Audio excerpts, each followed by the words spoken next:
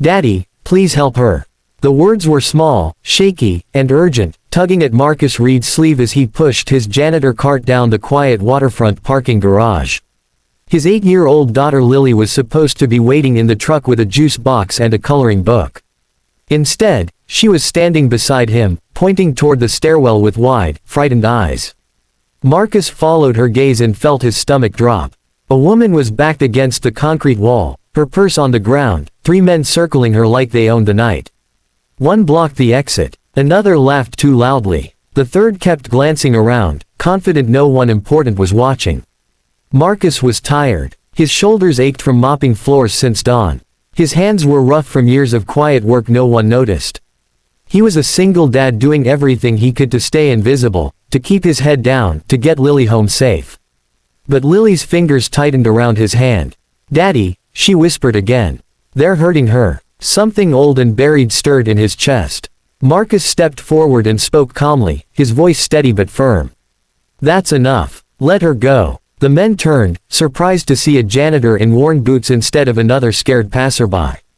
One of them sneered, "Mind your business, old man." Marcus didn't raise his voice. He didn't threaten. He just positioned himself between them and the woman, angling his body so Lily was safely behind him.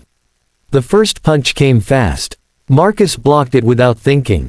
Muscle memory took over, sharp and precise. He moved in a blur, redirecting force, using balance instead of brute strength. One man went down hard, gasping for air. The second rushed him and met the concrete just as fast. The third froze, suddenly aware that this wasn't going the way it was supposed to.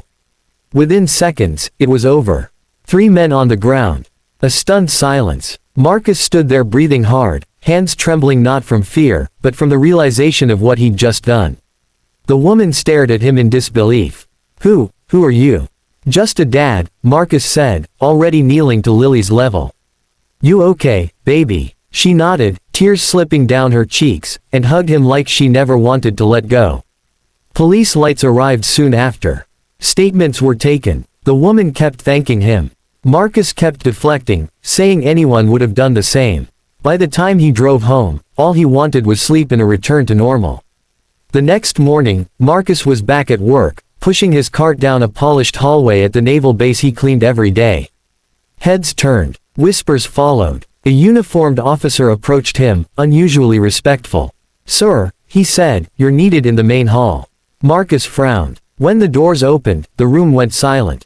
A Navy Admiral stood at the front, medals catching the light. She turned, her eyes locking onto Marcus with unmistakable recognition.